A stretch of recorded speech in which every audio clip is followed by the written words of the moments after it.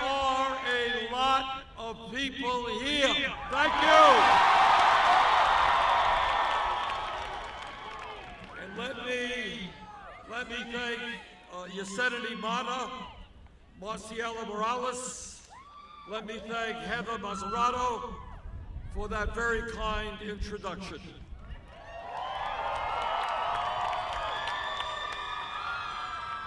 And let me begin by telling you something that I just learned a few moments ago and which excites me very much.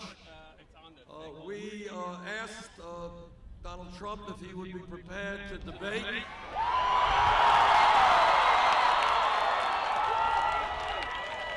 And it appears that Donald Trump is prepared to debate.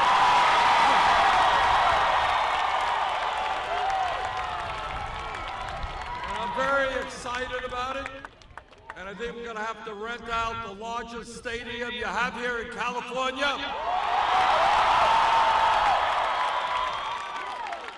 But I can't wait for that, because we're going to ask Mr. Trump why he thinks giving hundreds of billions of dollars in tax breaks to the richest people in this country is a good idea. We're going to ask him why he thinks that wages in America are too high. We're going to ask him why he thinks we shouldn't raise a $7.25 starvation minimum wage.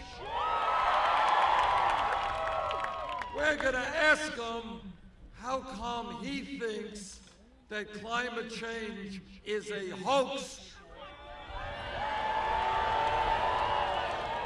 when the scientific community is almost unanimous that climate change is causing devastating problems and that we have got to transform our energy system.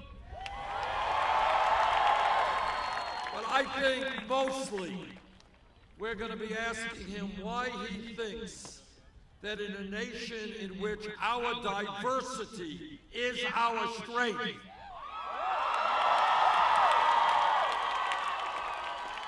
why he thinks it is appropriate to be insulting Mexicans and Latinos,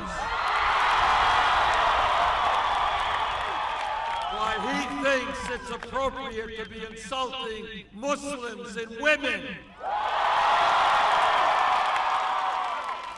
why he thinks it's appropriate to be insulting veterans like John McCain. And maybe he can tell us why he was one of the leaders of the so-called birther movement designed to try to delegitimize the presidency of the first African-American president we have ever had. So I thank Mr. Trump for agreeing to debate. I look forward to it, and I look forward to defeating him and becoming the Democratic nominee.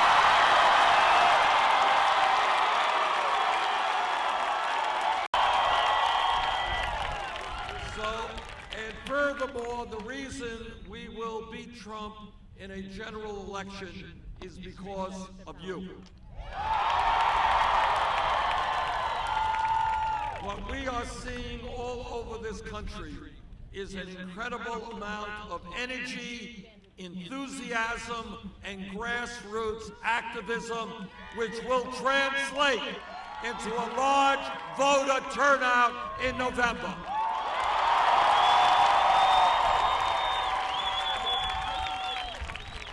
And here is a truism of American politics. When people are demoralized and people give up and people, turn their backs on politics, and when voter turnout is low, Republicans win. But when people are prepared to stand up, to fight back, to create the country we know we can create, voter turnout is high, we win.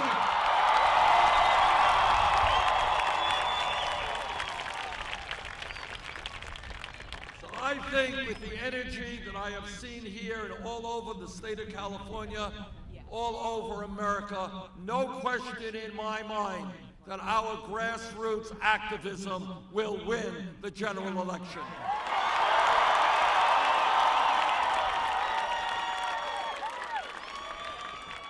Let me tell you, in order to defeat Trump in the general election, we've got to win the Democratic nomination first.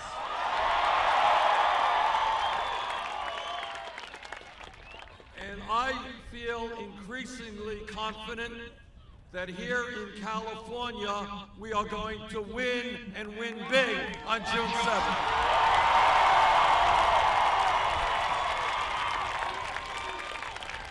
And the reason for that is we are doing something that, to the best of my knowledge, has never been done in California political history. We are holding rallies just like this up and down this state.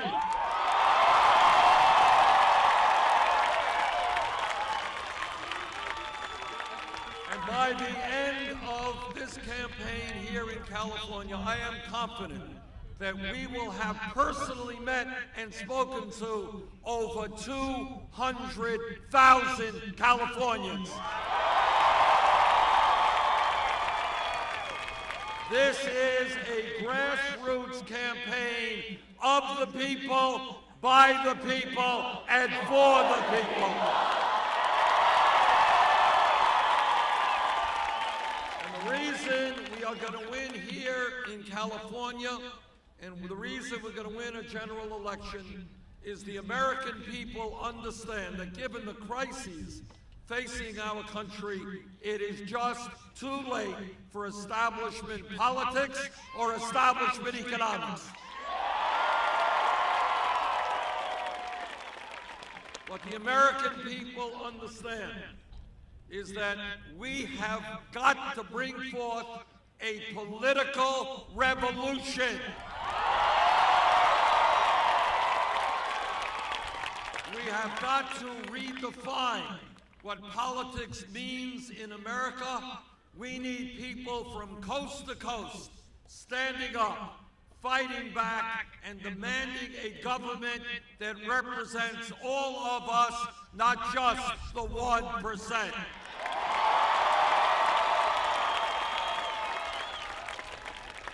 This campaign is going to win because we are doing something rather unusual in American politics. We are telling the truth.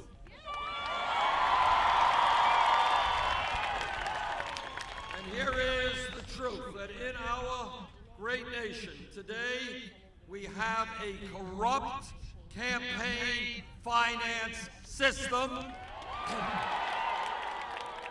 which is undermining American democracy. What democracy is supposed to be about, as everyone here knows, is one person, one vote. You gotta vote, and you gotta vote, and you gotta vote.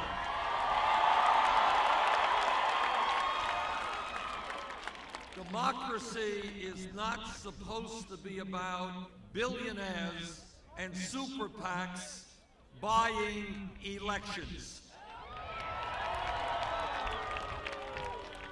If we get elected, and I'm increasingly confident that we will, we are going to overturn this disastrous Supreme Court ruling on Citizens United.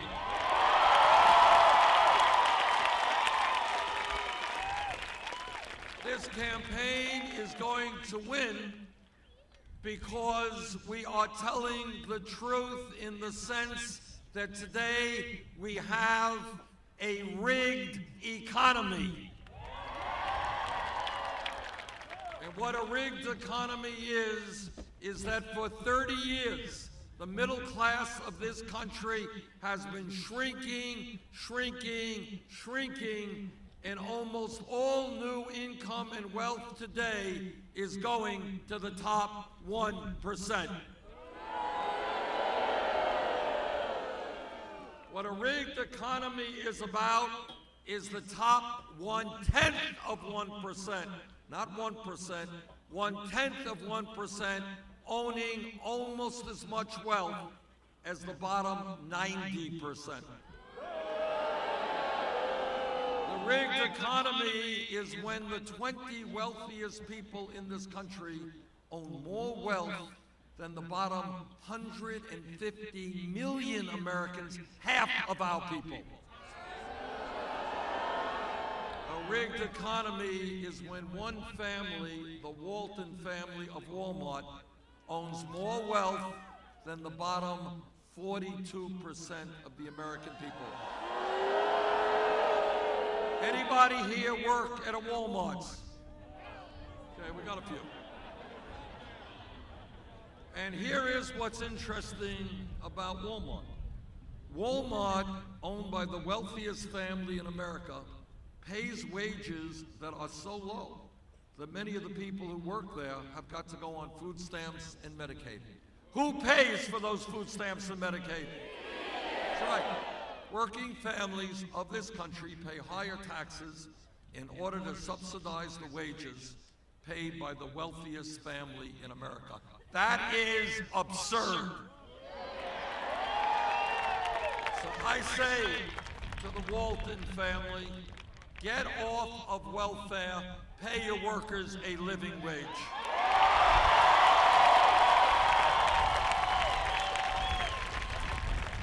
But it is not just a corrupt campaign finance system. It's not just a rigged economy where today, here in California, my state of Vermont, people are working 2 or 3 jobs.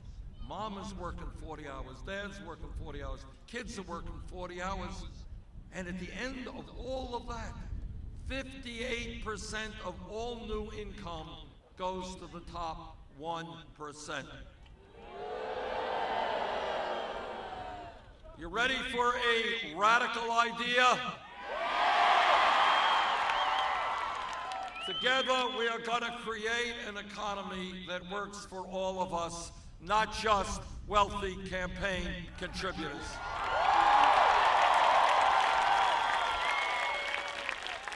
But it's not just the corrupt campaign finance system that we have to change. It's not just the rigged economy.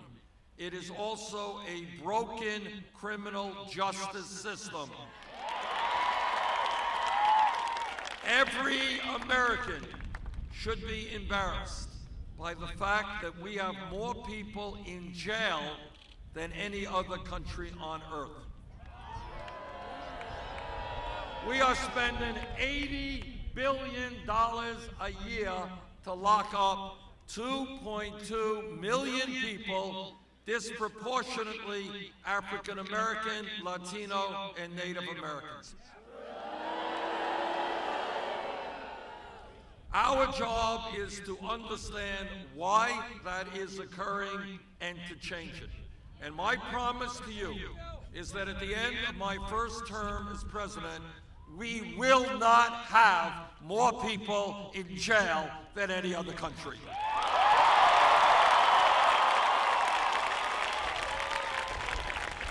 And one of the reasons that we have so many people in jail is that across this country, in inner cities, in African American and Latino neighborhoods, in rural areas, we have youth unemployment rates of 30, 40, 50%.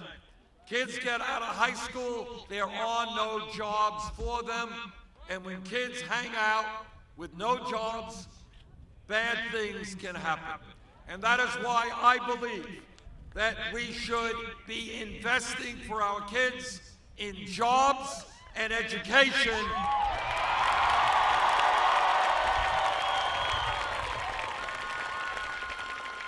Not in jails or incarceration. We should not forget that it costs more money to lock somebody up than to send them to the University of California.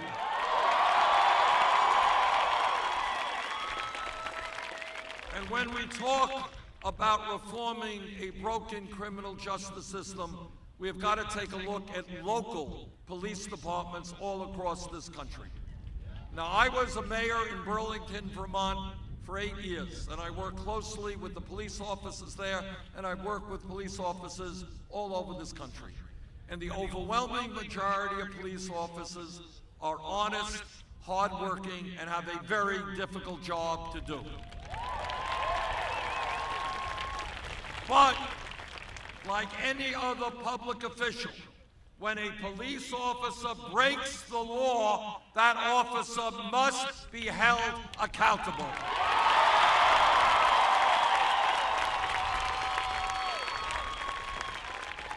We have got to demilitarize local police departments. I do not want local police departments to be looking like occupying armies intimidating the people in their community.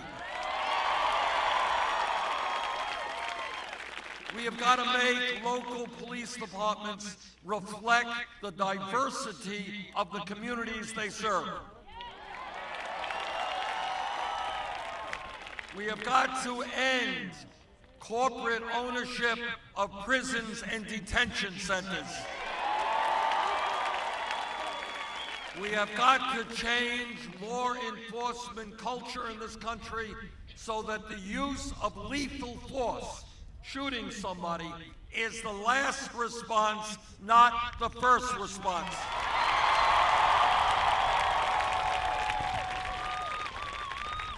We have got to rethink the so-called war on drugs. Turns out, not widely known but true, turns out that over the last 30 years, millions of Americans have received police records because of possession of marijuana. And I want you to think about it. You're a 19-year-old kid, you got a police record, you go in and you're applying for a job, your employer asks you, hey, young man, you ever have a police record? Well, yes, sir, I did. Well, I got somebody else interested in that job. A lot of lives have been ruined because of possession of marijuana. And in addition to that, it turns out that this becomes a racial issue because studies indicate that blacks and whites do marijuana at about equal rates. Well, I don't know if I can cheer for that, but it's a fact. But here's what it also turns out. Blacks are 4 times more likely than whites to be arrested for doing marijuana.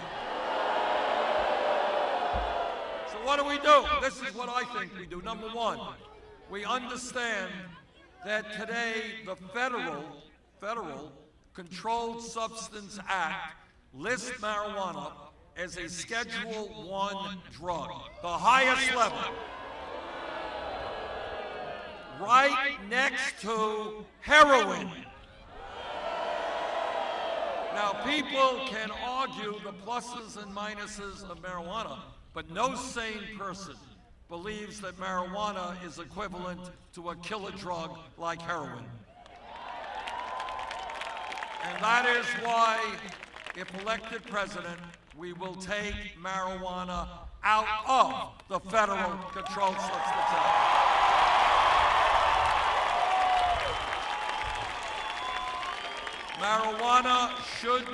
Possession of marijuana should not be a federal crime, but as all of you know, the decision to legalize marijuana is a state issue, not a federal issue. 4 states in this country, plus Washington, D.C., have voted to legalize marijuana. As some of you may know, there will be an item on the ballot here in California in November calling for legalization. Now, I don't live here in California, but if I did, I would vote for that proposition.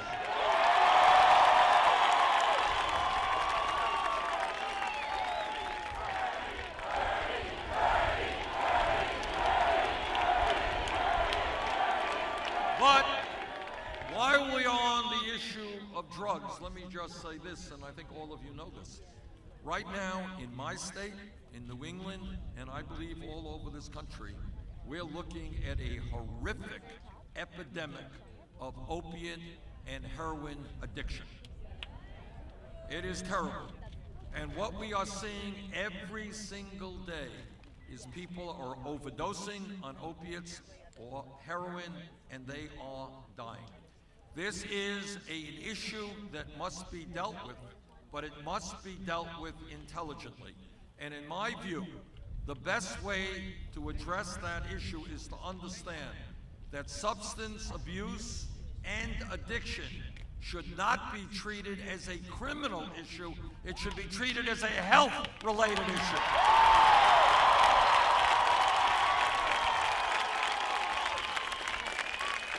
And that means we need a revolution in this country in how we do mental health treatment.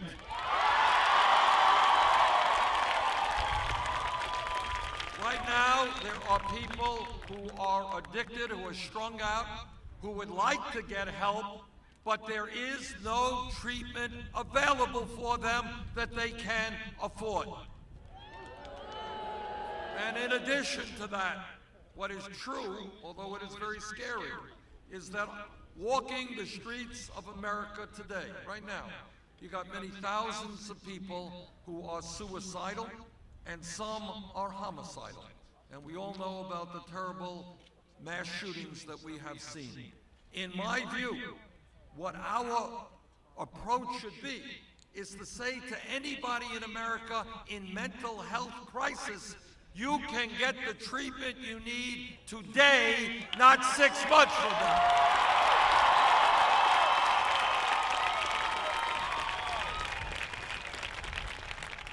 This campaign is listening to working people.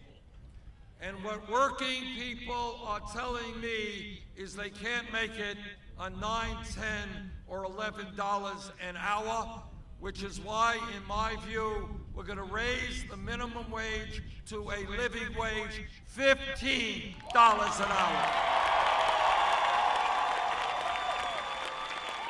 And when we talk about equitable wages, I know that every man here will stand with the women in opposition to the fact that today women are making 79 cents on the dollar compared to men. Today we will fight and we will bring about pay equity for women, equal pay for equal work.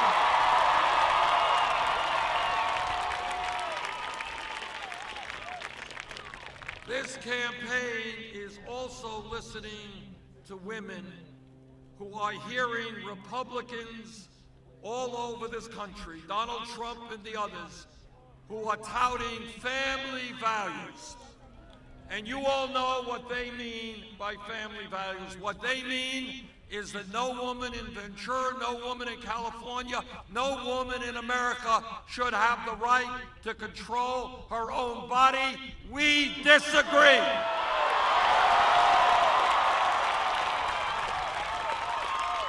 And by the way, when Republicans talk about family values, what they are also saying to our gay brothers and sisters that they should not have the right to get married, we disagree.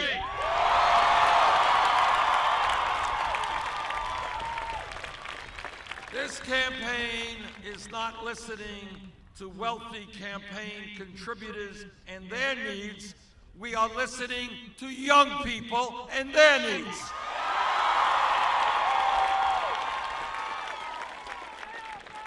And what young people are asking me, they're asking me a very simple but very important question.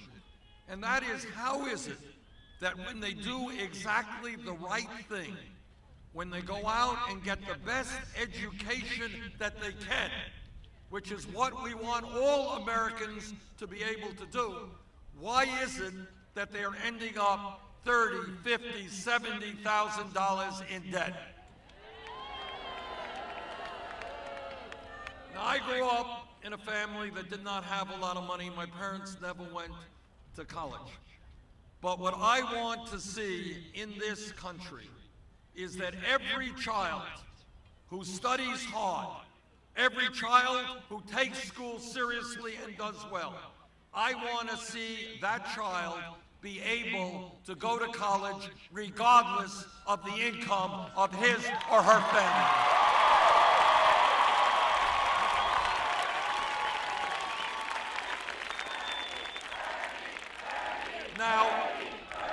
Now here's the truth. 40, 50 years ago, people went out and they got a high school degree. And if you had a high school degree 40 or 50 years ago, you know what? Good chance you'd be able to go out and get a decent job and make it into the middle class. But the world, the economy, technology have changed over the last 40 years. And today, in many respects, a college degree is equivalent to what a high school degree was 40 years ago. And that is why I believe that today, when we talk about public education, it is not good enough to be talking about first grade through 12th grade. We must be talking about making public colleges and universities tuition free.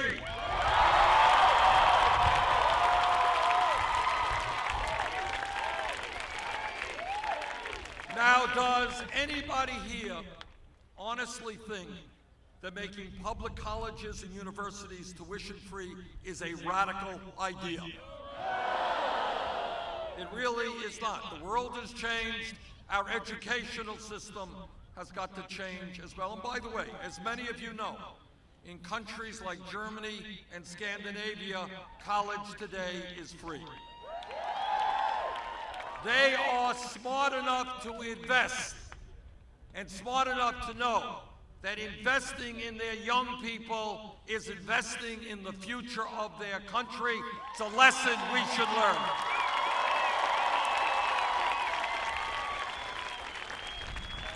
How many people here are dealing with student debt? Raise your hand. Whoa. Okay. Well, welcome to the club. We're talking about millions of people. And what, how much? 120,000. I mean, how much? Okay. All right. What I'm hearing is 100,000, 220,000, 80,000. Frankly, think about it. What this campaign is trying to do is to get people to think outside of the box, to think outside of the options that corporate media often gives us. Ask yourself a simple question. We are living in a competitive global economy. We need the best educated workforce in the world. Why in God's name are we punishing people for getting an education? We should be rewarding them, not punishing them. That is why I believe that with regard to student debt, anybody who is holding that debt should be able to refinance their loans at the lowest interest rates they can find. And that will mean a very significant reduction in student debt in this country. Now, my opponents and the establishment, they say, well, you know, Bernie, he's like Santa Claus. He's got white hair. He's giving away all of this stuff, free tuition, reducing student debt. How are you going to pay for it, Bernie? Let me tell you exactly how we will pay for it. 8 years ago, after the greed, the recklessness, and illegal behavior on Wall Street helped bring this country into the worst economic recession since the 1930s, Congress, against my vote, bailed out Wall Street. Well, today, Wall Street is doing just fine. And I believe it is exactly appropriate to place a tax on Wall Street speculation. This country bailed out Wall Street. Now it is Wall Street's time to help the middle class of this country. And that tax would more than pay to make public colleges and universities tuition free and substantially lower student debt.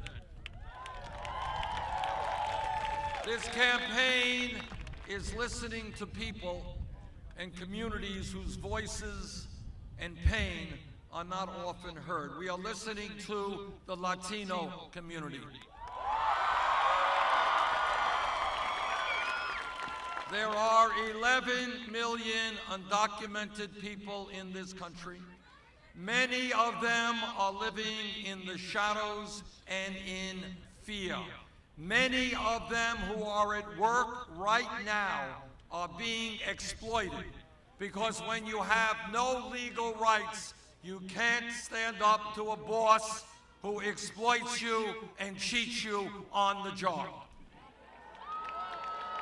And that is why, in my view, the time is long overdue for this country and for Congress to pass comprehensive immigration reform and a path towards citizenship.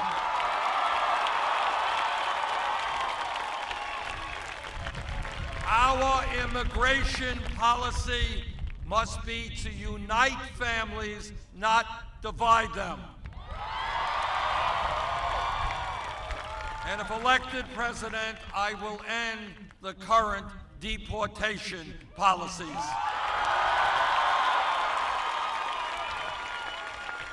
And if Congress does not do its job, I will use all of the executive powers of the White House to do everything that I can.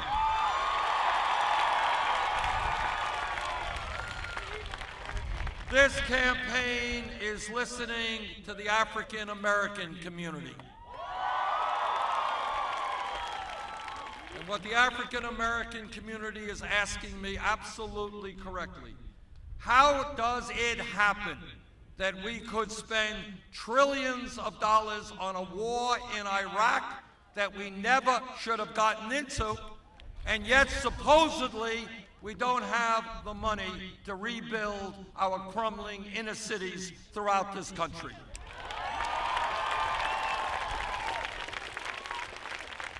Brothers and sisters, I have been all over this country in the last year. I was at Flint, Michigan, where children were poisoned because of lead in the water, in a water system which was, to say the least, totally inadequate. I was in Detroit, Michigan, where the school system, the public school system, is on the verge of fiscal collapse.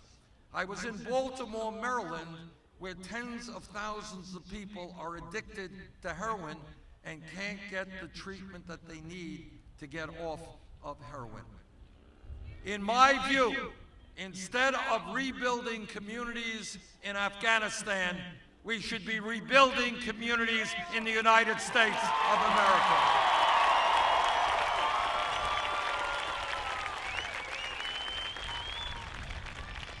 This campaign is listening to a people who are in real pain, but that pain is almost never heard. And that is the Native American community.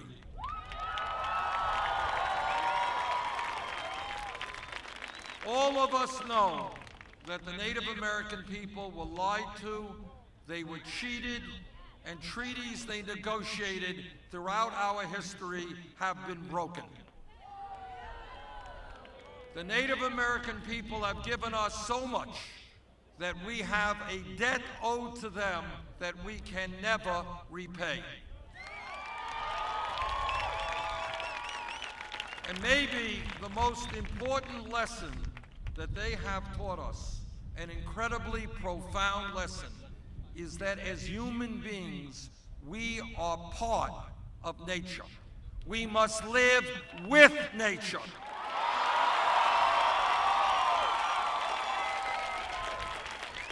And if we continue to destroy nature, what we are doing is ultimately destroying ourselves.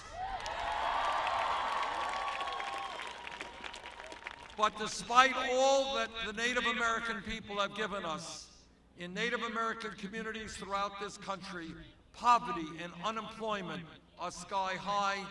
Healthcare and education is not of the quality it should be.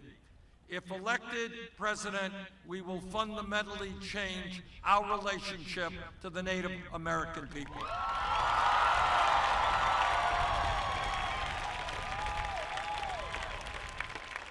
I am a member of the U.S. Senate Committee on the Environment. And let me tell you that I have listened and talked to scientists all over our country and all over the world. And they are virtually unanimous in telling us what people like Donald Trump and other Republicans refuse to acknowledge. And that is, climate change is real, it is caused by human activity, and as the people of California already know, it is causing devastating problems in our country and around the world. And what the scientists also tell us, if we do not get our act together now, a bad situation will become much worse. More drought, more floods, more extreme weather disturbances, more acidification of the ocean, more rising sea levels. We have a moral obligation as custodians of this planet. That is what we are. This is our planet. We are custodians of it. We must leave this planet. We must leave this planet in a way that is healthy and habitable to our children and future generations.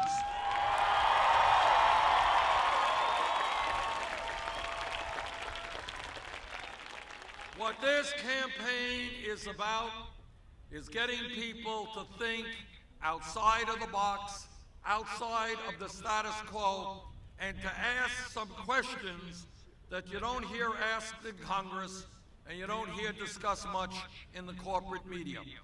And one important question is, how does it happen that in our great country, the wealthiest country in the history of the world, how does it happen that we are the only major country on earth not to guarantee health care to all people?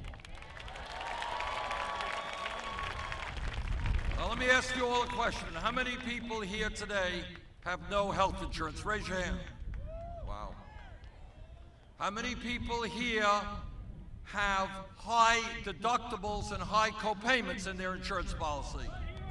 All right, what you're seeing is a failed health care system. The Affordable Care Act has done some good things, but it has not done enough.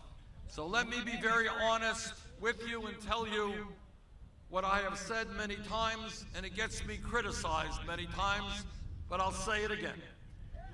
And that is, in my view, health care is a right of all people, not a privilege.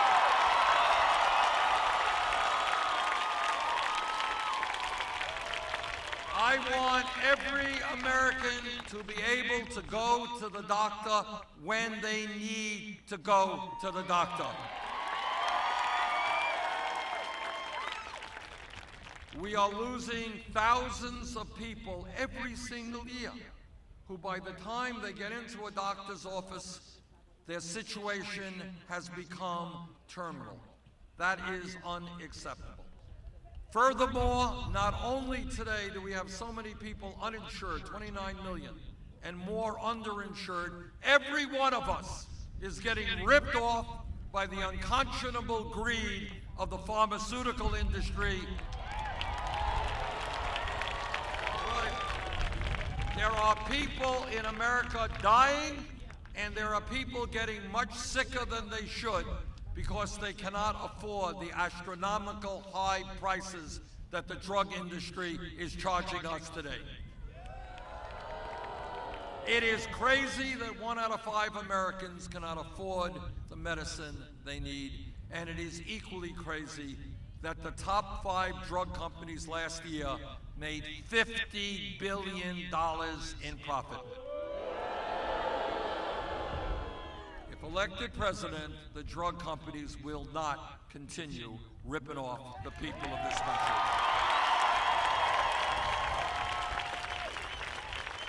Brothers and sisters, everybody here knows that real change in America has never taken place from the top on down, but always from the bottom on up.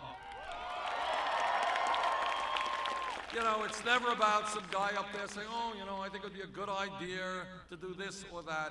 It always occurs throughout our history when people by the millions stand up and fight back and demand dignity. You all know that 100+ years ago, many workers in America were working 7 days a week, 12 hours a day.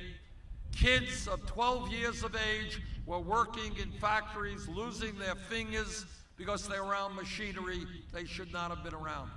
And what working people said 100+ years ago, they said, we're not animals, we're not beasts of burden, we're human beings, we want dignity, we're going to form trade unions and negotiate fair contracts.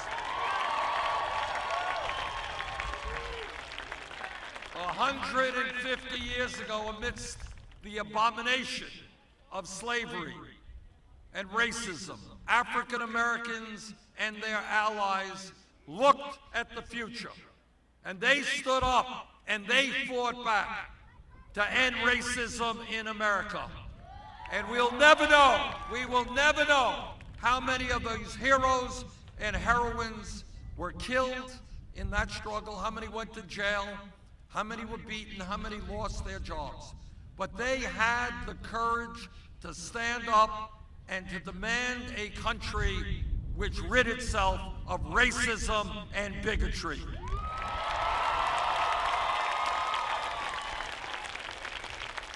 People don't know this or have forgotten. 100 years ago, not a long time in human history, women in America did not have the right to vote or to get the jobs or education they wanted.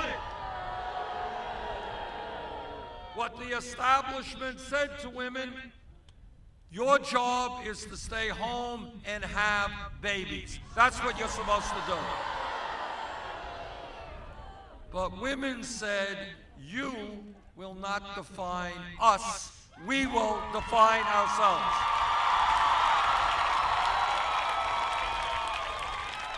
And women and their male allies stood up, fought back, and said women in America will not be second-class citizens.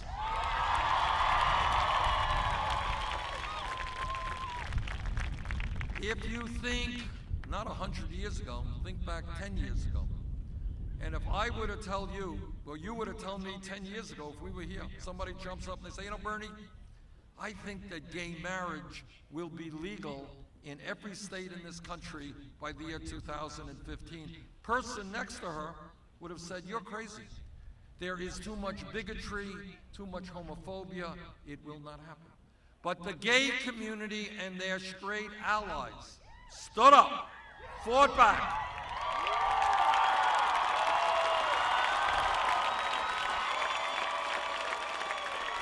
and said loudly and proudly that in America, people should have the right to love whoever they wanted, regardless their gender.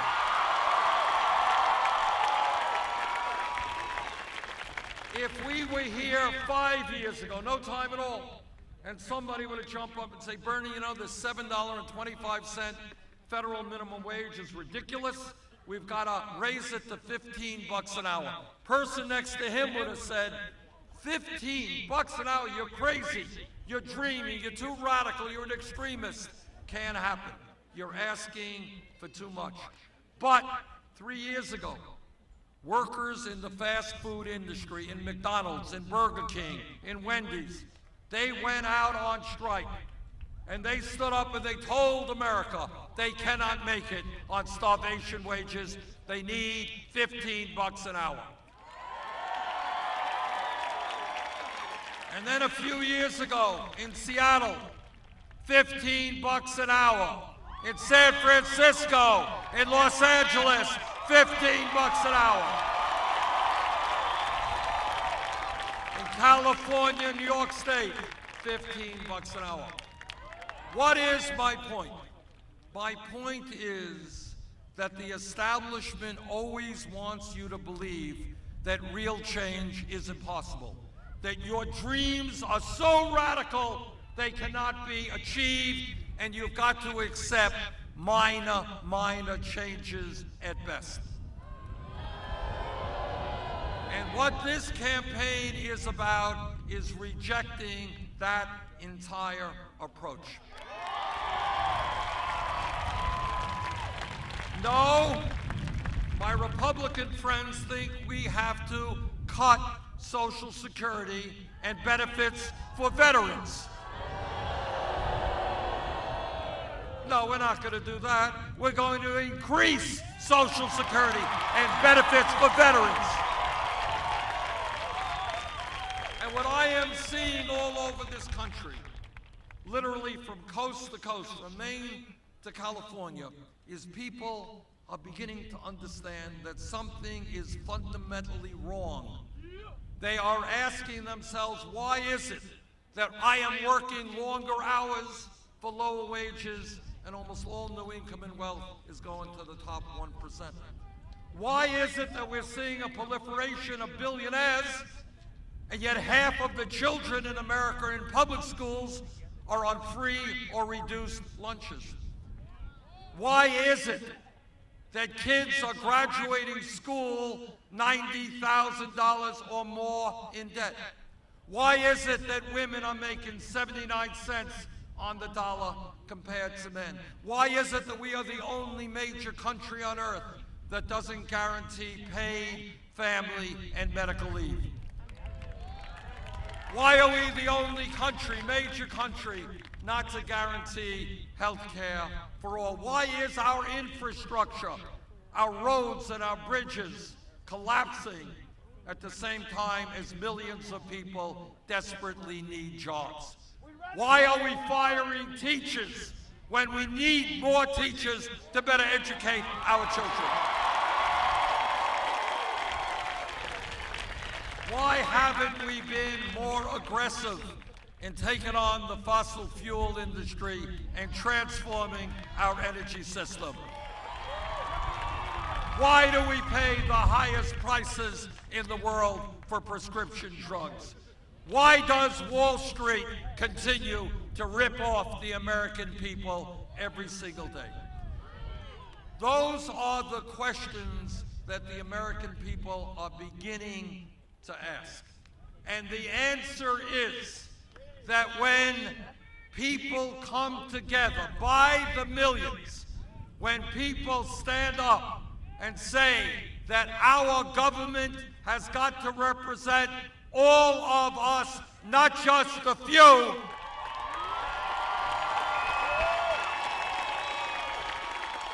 when this country brings about a political revolution so that real power rests in the hands of working families, not wealthy campaign contributors, that's when we bring real change to this country.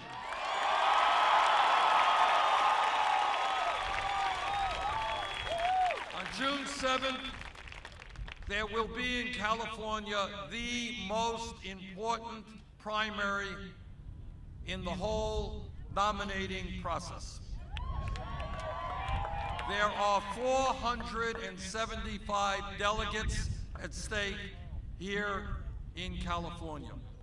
What I have learned throughout this campaign is when voter turnout is high, when working people and young people come out in large numbers, we win. And if we can win here in California and win in the other 5 states, that are primaries on June 7th, we're going to go marching into the Democratic Convention with enormous momentum. And I believe that we'll be marching out of that convention as the Democratic nominee.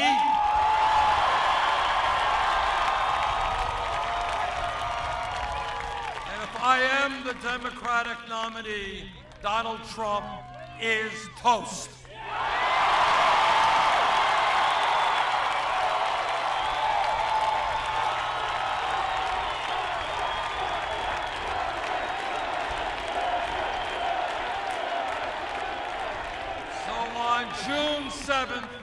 On June 7th here in California, let us see the largest voter turnout in Democratic primary history. Let this great state, one of the most progressive states in America, go on record in saying yes to the political revolution. Thank you all.